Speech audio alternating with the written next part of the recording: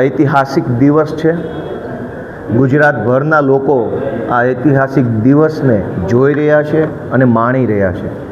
વર્ષોથી ગુજરાતની જનતા જે ક્રાંતિ, જે ફેરફારની પરિવર્તનની રાહ જોઈ રહી હતી, એ ફેરફાર આવવાની શરૂઆત થઈ હોય એવી ઉત્સાહની અને હર્ષની લાગણી ગુજરાતની જનતા અનુભવી રહી છે।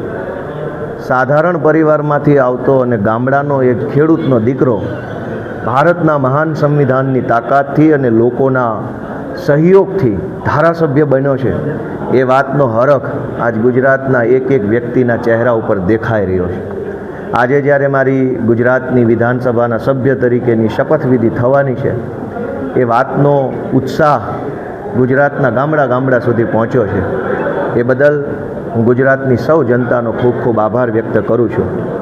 મારા પોતાના માટે પણ આ એક ખૂબ રોમાંચ આપનારો, ગર્વ આપનારો દિવસ છે, કેમ કે મેં ક્યારેય વિચાર્યું નહોતું કે મારા જેવા સામાન્ય માણસને અવડા મોટા પ્લેટફોર્મ ઉપર કામ કરવાની તક મળશે।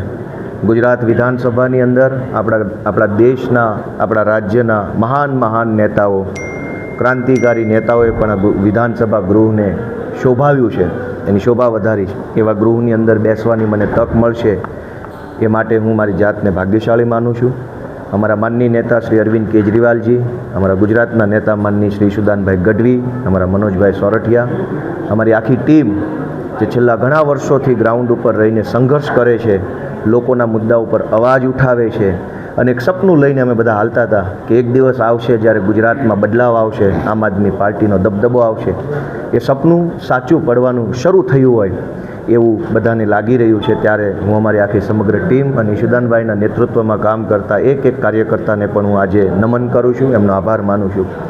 વિસાવદર ભેંસાણની મહાન જનતાએ મને જે તક આપી છે, એ બદલ હું વિસાવદર ભેંસાણ જૂનાગઢ ગ્રામ્ય વિસ્તારના મતદારોને પણ બે હાથ જોડીને નમન કરું છું।